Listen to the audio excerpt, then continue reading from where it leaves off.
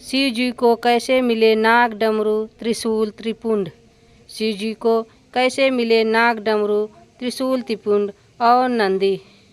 शिव जी का त्रिशूल भगवान शिव का ध्यान करने मात्र से मन में जो एक छवि उभरती है वह एक बैरागी पुरुष की। इनके एक हाथ में त्रिशूल, दूसरे हाथ में डमरू, गले में सिर्फ माला, सिर पर त्रिपुंड, चंदन लगा हुआ है, माथे पर अर्धचंदन और सिर पर जटाजूट जिससे गंगा की धारा बह रही है।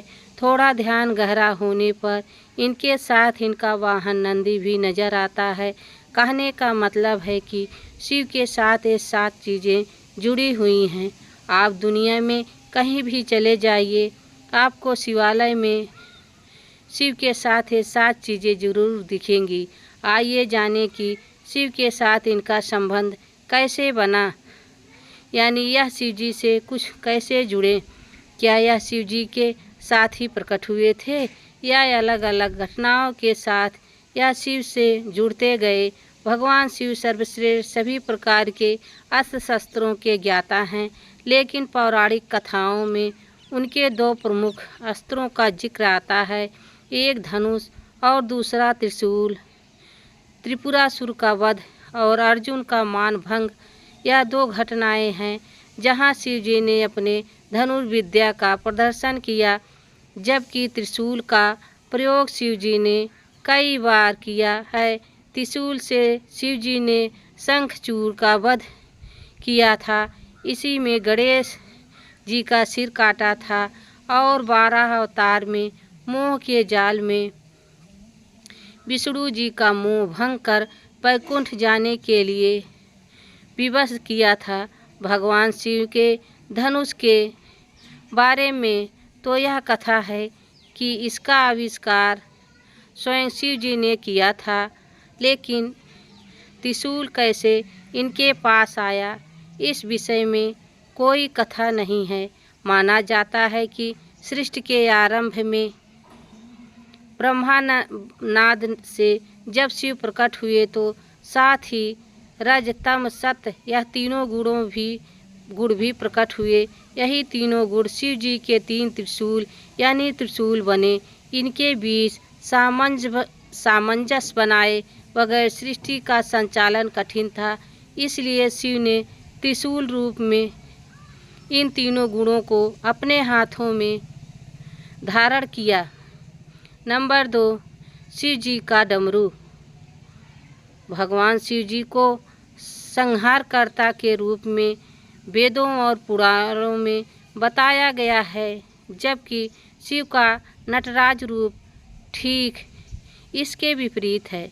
यह प्रसन्न होते हैं और नृत्य करते हैं। इस समय शिव के हाथों में एक वाद्य यंत्र होता है जिसे डमरू कहते हैं। इसका आकार रेत घड़ी जैसा है जो दिन रात और समय के संतुलन का प्रतीक है। शिव भी इसी तरह के हैं। इनका एक स्वरूप बैरागी का है तो दूसरा भोगी का है जो नृत्य करता है, परिवार के साथ जीता है।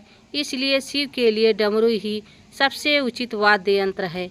यह भी माना जाता है कि जिस तरह शिव जी आदि देव हैं, उसी प्रकार डमरू भी आदि वाद्य यंत्र है।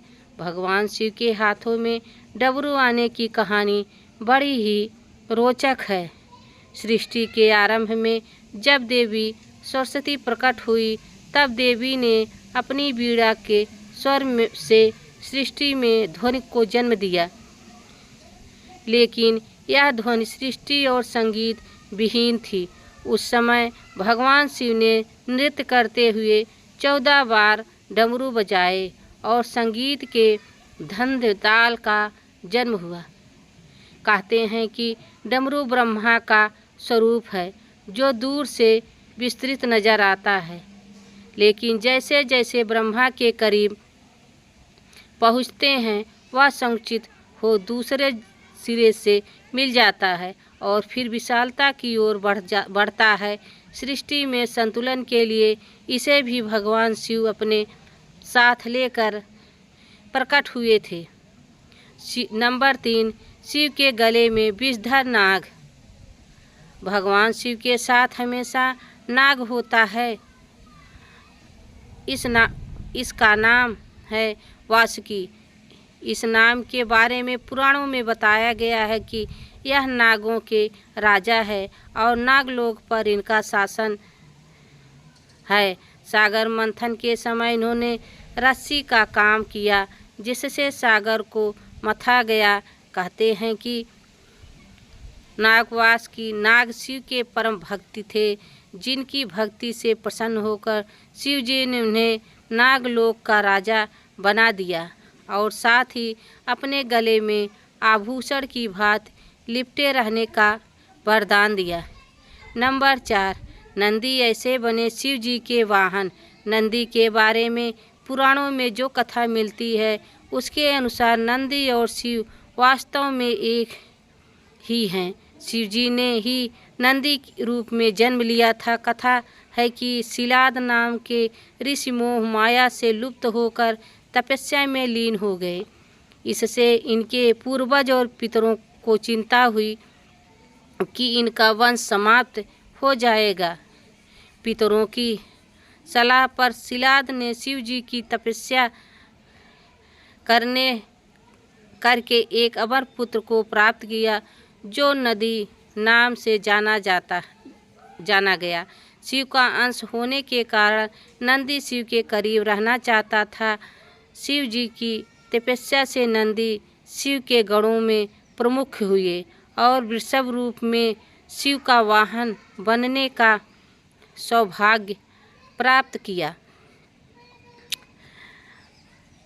नंबर 5, शिव के सिर पर चंद्र कैसे पहुँचे। शिव पुराण के अनुसार चंद्रमा का विवाद दक्ष प्रजापति की 27 कन्याओं से हुआ था। यह कन्याएं 27 नक्षत्र हैं। इनमें चंद्रमा रोहिणी से विशेष स्नेह करते थे। इनकी शिकायत जब अन्य कन्याओं ने दक्ष से की तो दक्ष ने चंद्रमा को क्षय होने का श्राप दे दिया। इस श्राप से बचने के लिए चंद्रमा ने भगवान शिव की तपस्या की। चंद्रमा की तपस्या से प्रसन्न होकर शिव जी ने चंद्रमा के प्राण बचाए और उन्हें अपने शीश पर स्थान दिया। जहाँ चंद्रमा ने तपस्या की थी वह स्थान सोमनाथ कहलाता है। मान्यता है कि दक्ष के श्राप से ही चंद्रमा घटता बढ़ता रहता है। नंबर 6, भगवान शिव के माथे पर त्रिपुंड इस तरह आया। भगवान शिव के माथे पर भभूत राख से बनी 3 रेखाएं हैं। माना जाता है कि यह तीनों लोकों का प्रतीक है। इसे रजतम और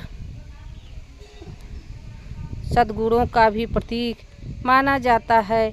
लेकिन शिव के माथे पर भभूत की यह 3 रेखाएं कैसे आएं, इसकी बड़ी रोचक कथा है। पुराणों के अनुसार दक्ष प्रजापति के यज्ञ कुंड में सती के आत्मदाह करने के बाद भगवान शिव उग्र रूप धारण कर लेते हैं और सती के देह को कंधे पर लेकर त्रिलोक में हाहाकार मचाने लगते हैं। अंत में विष्णु चक्र से सती के देह को खंडित कर देते हैं। इसके बाद भगवान शिव अपने माथे पर हवन कुंड की राख मलते और इस तरह सती की याद को त्रिपुंड रूप में माथे पर स्थान देते हैं। नंबर 7, इस तरह शिव जी की जटा में समाई गंगा।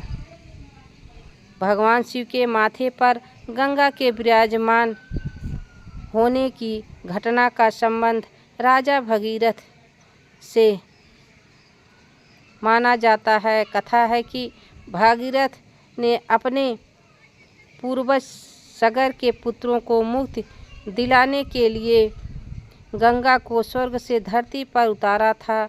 लेकिन इस कथा के पीछे कई कथाएं हैं। जिससे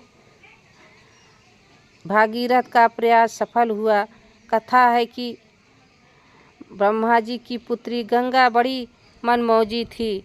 एक बार दुर्वासा ऋषि जब नदी में स्नान करने आए तो हवा से उनका वस्त्र उड़ गया और तभी गंगा हंस पड़ी।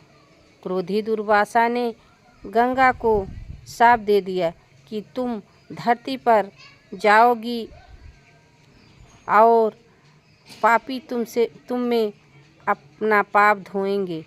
इस घटना के बाद भागीरथ का तप शुरू हुआ और भगवान शिव ने भागीरथ को वरदान देते हुए गंगा को स्वर्ग से धरती पर आने के लिए कहा। लेकिन गंगा के वेग से पृथ्वी की रक्षा के लिए शिव जी ने उन्हें अपनी जटाओं में बांधना पड़ा। कथा है यह भी है कि गंगा शिव के करीब रहना चाहती थी, इसीलिए धरती पर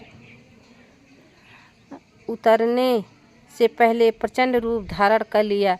इसे स्थिति को संभालने के लिए शिव जी ने गंगा को अपनी जटाओं में स्थान दिया।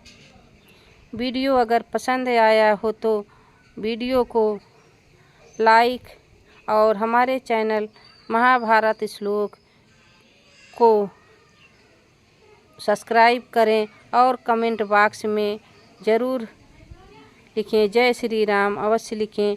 अपने दोस्तों के साथ शेयर करें। धन्यवाद। जय श्री राम।